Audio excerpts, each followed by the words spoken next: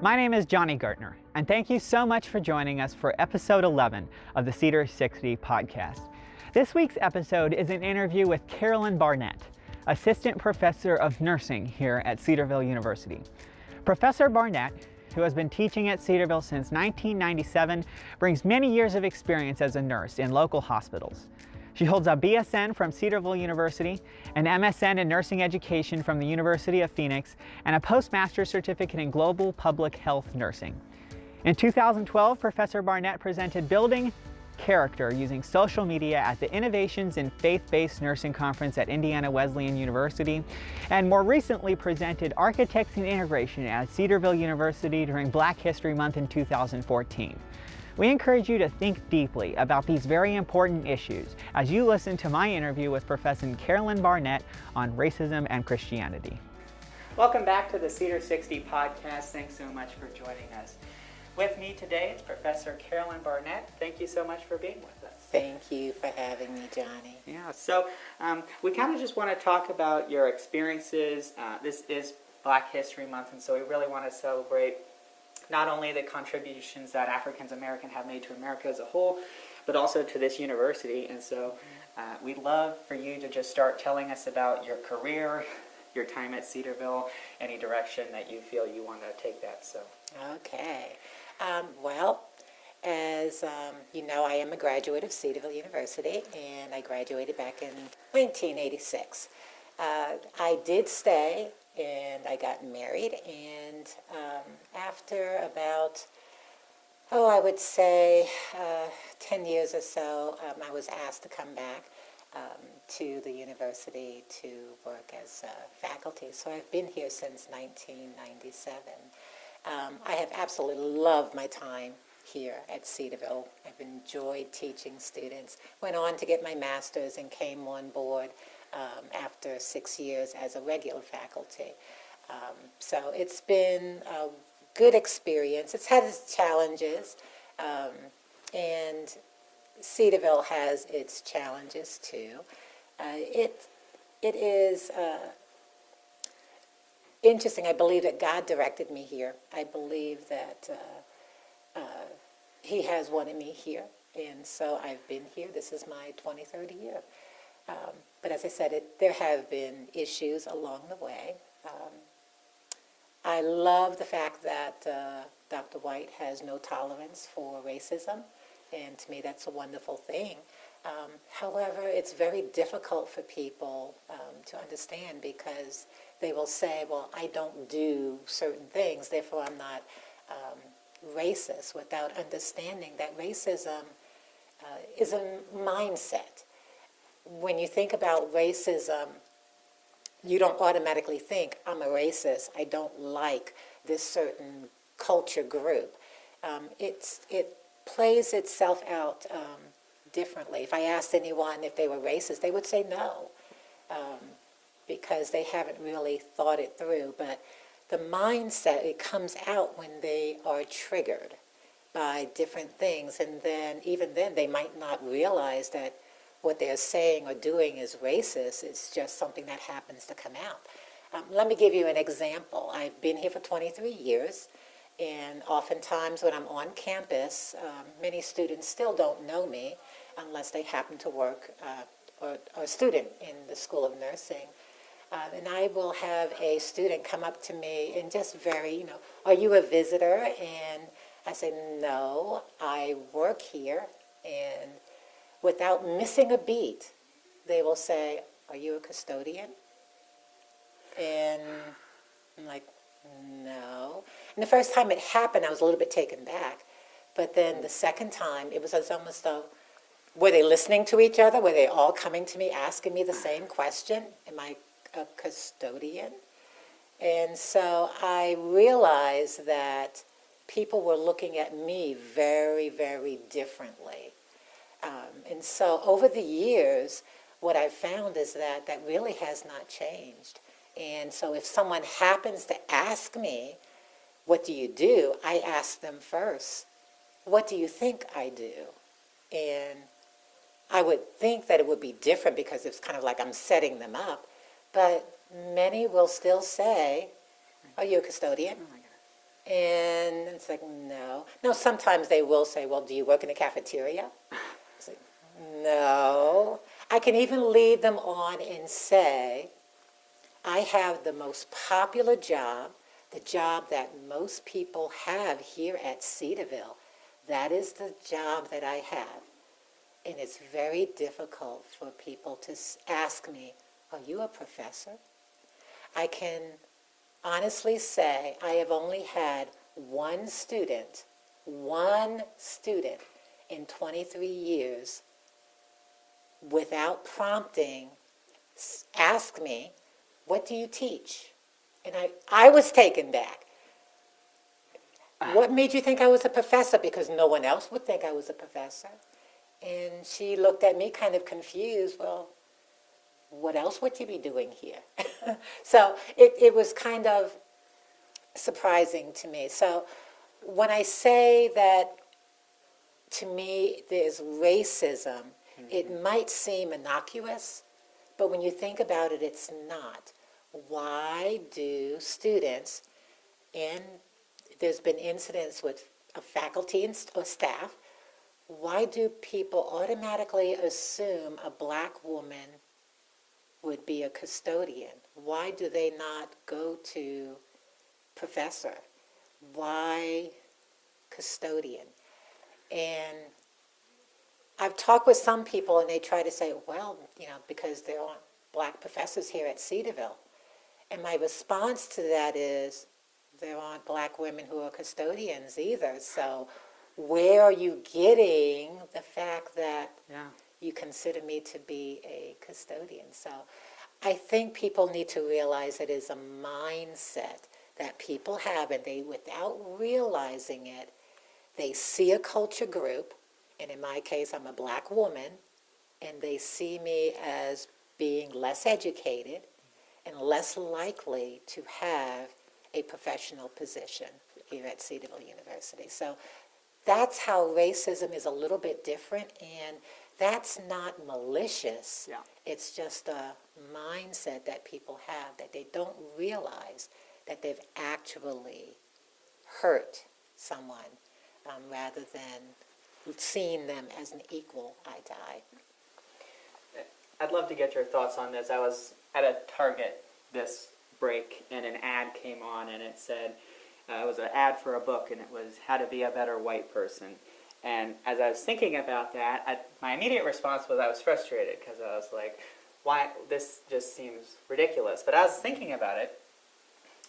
In the world, there's people of color all over the world who are mistreated or framed in a different light, exactly like what you were just talking about, simply because of the color of their skin. And you mentioned this earlier, that in the secular world, you interpret that differently. But how do you take that in light of Christians, white Christians on a college campus? How can we think about those things, how to become better in this instance? What kind of tips would you give?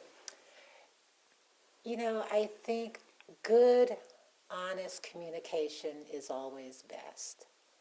You have to remember that if you don't know it all, how do you learn? Well, you learn by approaching it honestly, with a learning, a mode where I'm going to learn. It's not that you're going to learn it all at once. You cannot run up to someone of a different culture and say, I'm going to learn about all your culture. Well, if you do that, they will just say, well, you can go online, because no one wants you to just come to them for knowledge. People want relationship. Yeah. And so if a believer is looking to learn, I'm open to that if they're talking also about developing a relationship, because you can learn anything from your computer, but if you want a relationship, we can communicate better. Yeah. So that's what I would say, is make sure that you are wanting to develop a relationship, because there has to be a give and take with it. I've had over years people who have asked me different things, and I just try to build a relationship, and we have a friendship, and we learn about each other. And what we realize in the process is that we're actually more alike than we are different. It's just that there are certain things that are culturally different that we have to take into consideration in likes and dislikes. That's not wrong, it's just different. I think it's important to highlight that you keep using the term culture and cultural, because I think I've heard you speak on this issue before, and you said it's not racism really, because we're all the human race and it's different cultures. And so could you maybe highlight kind of what you were talking about, like it takes an interest to develop a relationship, but what goes beyond just learning about the culture and actually building that relationship with someone who's a different culture than we are? I think if you're going to build a relationship with a different culture, it's going to mean time. You have to be willing to spend time with that person. I think that there has to be honesty. I had someone come to me and just say, I'm prejudiced. Actually, that was an excellent and a bad experience all at once. I'll just tell you the good part about it, was that I appreciated so much that he was willing to say those words to me, because then I knew the Spirit of God was working in his heart, and he explained things to me a little bit more. And so I could relate to him then as a brother. We're brothers and sisters in Christ. And it's okay. Just because you are feeling this way, we understand why, and I'm okay with it. I'm okay with you telling me, because I know that God is working in your heart.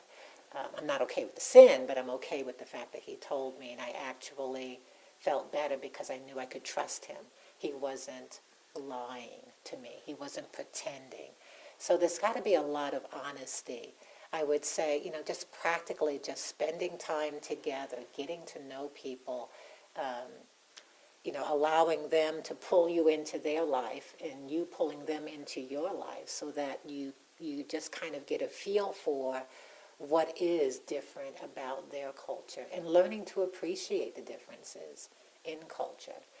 Because like I say, what you'll find is that there are a lot of similarities, and there are differences too, and we have to appreciate the differences. I mean, what you talk about is obviously something that hasn't happened over the last several hundred years, but it seems like something that we do in just a normal relationship with someone. So from your perspective, why has it been so hard for people to start doing these things, even on a place like Cedarville, where we embrace those values? I think some is tradition. There are still people who believe in the old traditions. They have been raised by people who believe that the races should be separate. You can be friendly with one another, but the separateness. I think that the generation also that is, the younger generation is looking at all of the fear in the world, all of the incidences that have occurred over these past few years. There's a lot of fear that develops because they sense animosity on both sides, because racism goes both ways. There's animosity on both sides, and there's a sense that so we'll just stay apart, and we'll just not have anything to do with one another, and that'll be easier. I have my world over here, you have your world over there. But when the racism occurs and one culture group is held down, it's very difficult, because then they're screaming for justice, but the other group, the dominant culture, has turned a deaf ear because, okay, I don't want to have to deal with that. It's easier if we just stay separate. So I think that's the tendency, is to desire to stay apart, because they feel as though it's easier. When you think about it, it's like the Good Samaritan. When the person came and says, how can I gain eternal life? And he says, and Jesus told him, well, love God and love your neighbor. And then he turns and says, well, who's my neighbor? Because it's almost like I've got to keep this all separated, nice and easily packaged. And Jesus just blew him away with the story of the Good Samaritan. And I happen to use that story. I actually changed it. I used that story in a ladies' ministry that I did, and I just changed the story around, and Min was the minority. She was the person that was laying half dead on the side of the road, and then I had the dominant culture that was coming by, and then I had the Good Samaritan who happened to be named Big Gov, or Big Government, as I call it. It says, well, Big Gov came and helped Min, and then at the end of the story, I have it where Min is looking around and asking, was that my neighbor? Referring to Big Gov. And so my point with the ladies is to help them to see we have a responsibility to each other. We cannot just, decide that, we're not going to get involved. We're just going to go on along our merry way. We have to be willing to connect. We're a body. With the body of Christ, we've got to be willing to connect with each other. As students who are going to be graduating in the next couple of years and going into that body and joining churches, and even on this campus, what are ways that we can start to develop those relationships, to start bridging the gap? And are there things that you've done that you've seen success in as something along those lines?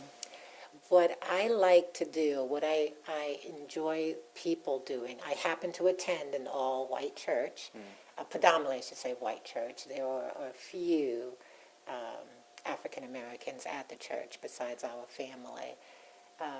I like to get to know people, and I like when people decide to get to know us as a family.